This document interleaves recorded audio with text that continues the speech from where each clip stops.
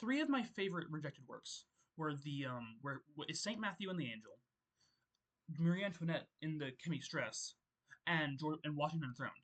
The reason I didn't put something like the romantic and realist art, like the Stonebreakers, is that despite it being rejected, I don't think there's any way they could have fixed it. It wasn't the the issue was the subject. The issue wasn't a mistake the author made. But these were all mistakes the author made. This is a rather good painting. I think it's very interesting seeing a saint depicted in a more humanly way. And like this is a different sort of angel we generally see, but that's why it was rejected. This was rejected because it made the saint look way too personable. His piggies are facing the camera. That's not something you do make a saint look like. And the angel, instead of being this cherub beaming light to this academic figure, instead it's this one. He's too old. This is not what an angel should be depicted as. At least in what the Catholic Church wanted the angels to be depicted as. They wanted them babies with like halos and stuff. And this entire thing is a lot too personal. This feels less like a saint talking to an angel and more a old man and a young boy writing a book or something. And that is definitely not what they wanted. The way you would fix this is by making this more cheruby, putting him in the corner. And by the way, the reason and Caravaggio did this. Caravaggio fixed this work and it got accepted. And I'm describing exactly what he did because this was a good idea. Just that it was he made it to himself. This is Caravaggio's general style, and Caravaggio tried making the saint too much in the way he liked to paint. Marie Antoinette in a Chemise dress is a rather good depiction of Marie Antoinette. One, because it is I think so because it depicts her in a more natural element. It's not just her at some event she doesn't like. It's very much what she how she liked herself to be. She wanted herself to be this person, the person in the hamlet, working with the flowers. She wanted to be away from the riffraff that she didn't and the customs that she didn't like. This is a depiction of a more real Marie Antoinette, and that's why it was rejected. Because one, this Chemise dress we're seeing is undergarments in that era. This would be like having a queen depicted in sportswear, like the sports bra and those like shorts.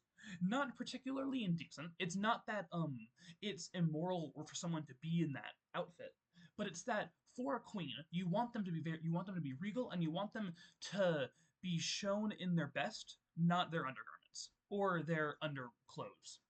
And on top of this, this kind of dress could only be made by English cotton, which is a big issue because there was France, and France was not at war with England, but France and England have been rivals for like 500 years at this point, and this helped England a lot. This genuinely gave a lot of English cotton to the people, which is why it was not accepted because it made this trend that made England more powerful, and it depicted Marie Antoinette in a very unqueenly environment. What you could do, really, the best thing I would do is just change the dress. Probably just put it in a more formal dress, and this painting itself was pretty good. I mean, because the one that ended up being accepted was one with her children, which is a very important thing for royal families. And this could be good as a more personal portrait if it was a different dress, a more full dress for at the time, and a more queenly dress. Washington Enthroned by Horatio Greenno is a very good sculpture.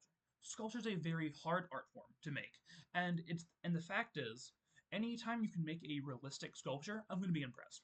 But the issue with this sculpture is that it seriously looks like a statue of like Zeus or like Apollo or the god of war, just with George Washington heads glued on top.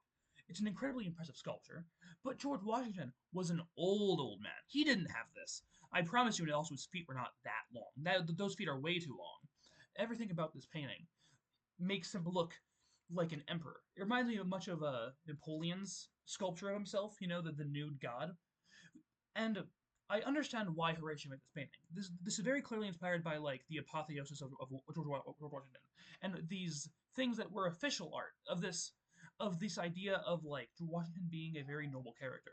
The difference is he took it one level too far, and instead of making Washington a noble character, this is more equivalent to the divine right of kings and emperors. The idea of the ruler being divinely inspired and having certain aspects that no other human has.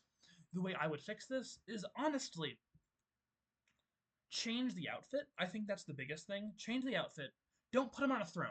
Put him in like I think it would work better if it was on a throne and he was clothed and he was wearing a general uniform. And instead of being a Greek god, he could be in battle, right? He could be leading an because George Washington was a commander, or maybe just even like this kind of scene of him sitting down because he was the president, him like writing or something, so, something more presidently and less Greek godlike.